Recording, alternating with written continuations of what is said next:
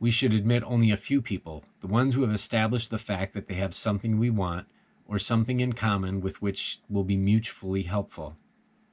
And the third and innermost wall is so tall that no one will ever scale it. It has no doors. We should not allow anyone inside that wall because it protects our ego. If we let people wander in, they will wander back out with things that we cherish, leaving behind worry and anxiety. Build this wall around our ego and make a place where we can retire by ourselves and communicate with an infinite intelligence. And I think that thought process is worthy of repeat. The third most innermost wall is so tall that no one will ever scale it. If we let people wander in, they will wander back out with things that we cherish, leaving behind worry and anxiety. Build this wall around our ego and make a place where we can retire by ourselves and communicate with infinite intelligence. Build this wall where your ego can communicate with infinite intelligence. That's the direction that we're receiving. How do you do that, guys? That's the question. That's the search. Emotions. Earlier in this chapter, we talked about the need for balancing our emotions with the faculty of reason. Here we will look at a different aspect of emotions.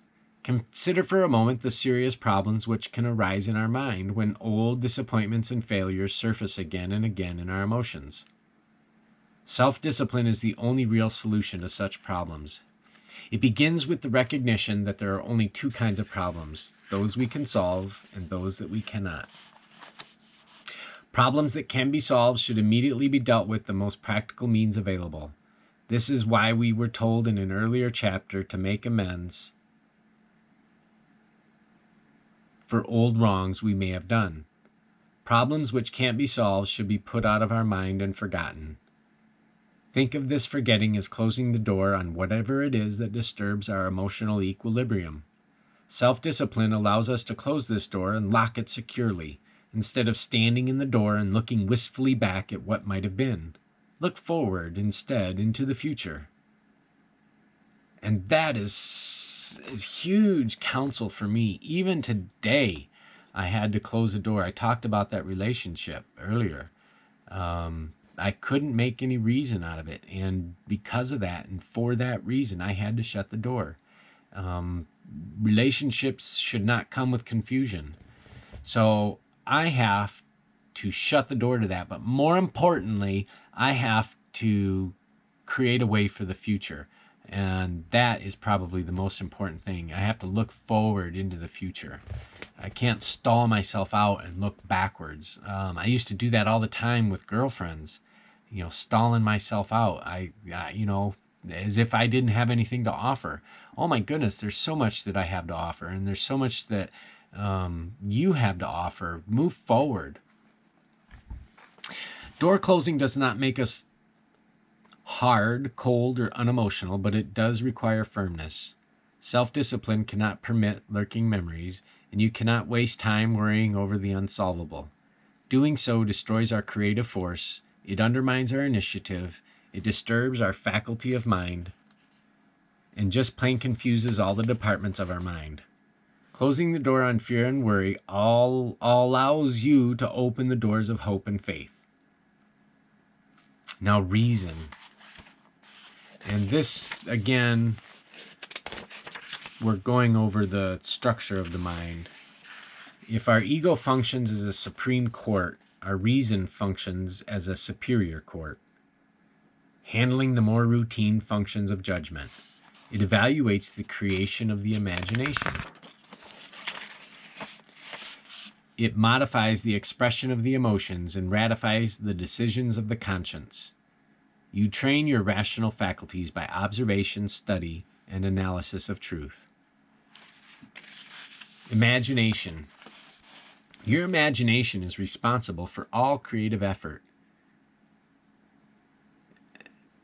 That is a faculty that we all should take note on developing, is our imagination. I know that a lot of us feel stuck, right? Because it can get tough, or we're stuck in the day-to-day. The only way we're going to get out is through our imagination, and it is definitely an art to be able to go in and cultivate that imagination. I wish there was a turnkey. I wish there was like a book you could download and, cultivate your imagination and you could get great things. But there's so much richness out there. If we could just cultivate the imagination, anything that your mind can conceive and believe you can achieve, that is the promise. Anyway, our imagination is responsible for all creative effort. New ideas are assembled here, and we must allow our reason to control its activities carefully. Keep our imagination workshop focused on things related to our definite major purpose, not on fantasies about winning the lottery. Imagination is responsible for creating everything new in the world. It is the invaluable tool for progress along the way. Conscience.